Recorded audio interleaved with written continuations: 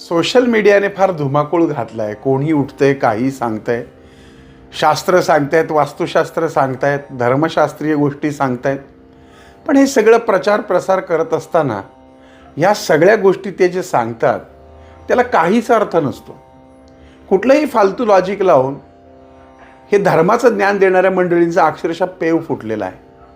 त्यातलंच एक मी हल्ली ऐकतोय ते म्हणजे लक्ष्मीपूजनाच्या दिवशी देवी लक्ष्मीची आरती करू नये, किंवा त्यामध्ये असंही सांगितलं जातं की लक्ष्मीची आरती केली तर लक्ष्मी निघून जाते, असं या व्हिडिओमधनं सांगितलं. आणि त्यामुळे बऱ्याच लोकांना प्रश्न पडला आहे की लक्ष्मीची आरती करायची का नाही.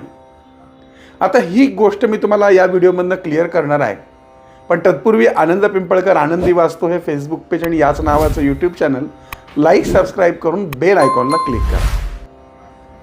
आरती हा विषय समजण्याआधी देवतेच्या पूजनाविषयी माहिती असणं गरजेचं आहे. कोणत्याही देवतेची पूजा करताना ती षोडशोपचार करावी लागते. षोडश म्हणजे 16 प्रकारचे उपचार करून देवतांचं पूजन होत असतं. आणि हे उपचार झाल्याशिवाय ती पूजा पूर्ण होत नाही. मग 16 उपचार कुठले? तर पहिला ध्यान आवाहन, आसन, पाद्य, अर्घ्य, आचमन, स्नान अर्थात पंचामृताने स्नान, वस्त्र, यज्ञोपवीत, चंदन ते हळदी कुंकू, पुष्प, धूप, दीप, नैवेद्य, नमस्कार, प्रदक्षिणा आणि आरती मंत्र पुष्पांजली. हे 16 भाग आहेत. आता सर्वात महत्त्वाचं म्हणजे यातला सर्वात शेवटचा उपचार आहे तो म्हणजे आरती मंत्र पुष्पांजली. आरती आणि मंत्र पुष्पांजली हे वेगवेगळं नाही, लक्षात घ्या. हा पूजनाचा 16वा आणि शेवटचा भाग आहे. आता आपण आरती का करतात आणि ती पूजेच्या शेवटीच का करतात, मग हा 16वा उपचारच का ठेवला आहे ते आता आपण पाहूयात. हे याच्या मागचं सगळ्यात पहिलं कारण म्हणजे आरती केल्यानं पूजा करताना झालेल्या चुकांची माफी मिळेल अशा प्रकारचं वरदान देवानंच दिलं आहे अशी आख्यायिका आहे. आणि म्हणून सगळ्यात शेवटी पूजेची माफी मागण्यासाठी ही आरती केली जाते. आता आरती म्हणजे काय, तर कलियुगामध्ये मानवाला ईश्वर बघण्यासाठी केलेला सोपा उपाय. ज्यांचा देवावर श्रद्धा आणि विश्वास आहे, ज्या देवावर तुमची श्रद्धा आणि विश्वास आहे, अशा देवतेला आर्ततेतून म्हणजे आतून आर्ततेनं हाक मारलं म्हणजे आरती करणं. आणि जर तुम्ही आर्ततेनं हाक मारली तर त्या देवता माणसाला त्या स्वतःच्या रूपामध्ये किंवा कोणत्याही रूपामध्ये दर्शन देतात.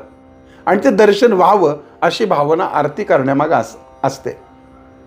आरतीमधले जे शब्द असतात ते समोरच्या देवतेची मूर्ती, प्रतिमा यांना हळुवारपणे स्पर्श करून विविध आवाजाच्या माध्यमातून स्पंदन लहरी तयार होतात. आणि त्याचा आपल्या जीवावरती, आत्म्यावरती सूक्ष्म लहरींचा परिणाम होतो.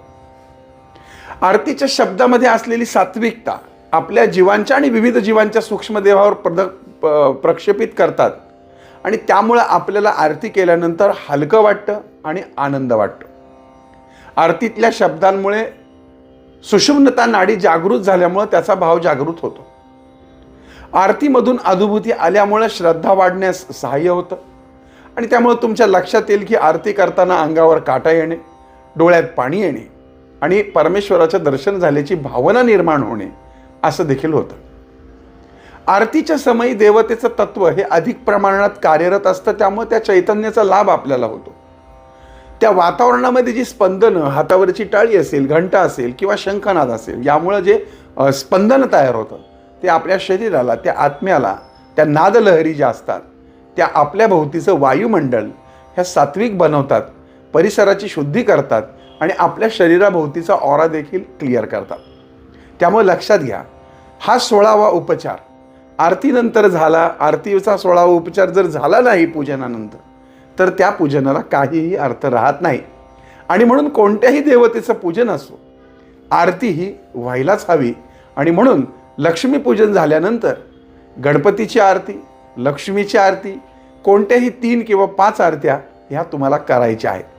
आणि जे लोक तुम्हाला हे म्हणतील की लक्ष्मी निघून जाईल, तर असले कुठलेही फालतू लॉजिक लावून सांगितलेल्या गोष्टी कृपया सांगूही नका, त्याचा प्रचार प्रसार करूही नका. कारण आपलं शास्त्र हे हजारो वर्षांपासून ज्या गोष्टी सांगतात त्या धर्मशास्त्राचा अभ्यास करून यावरती धर्मशास्त्रीय शंका समाधान खंड 1 आणि खंड 2 अशी माझी 2 पुस्तकं आहेत.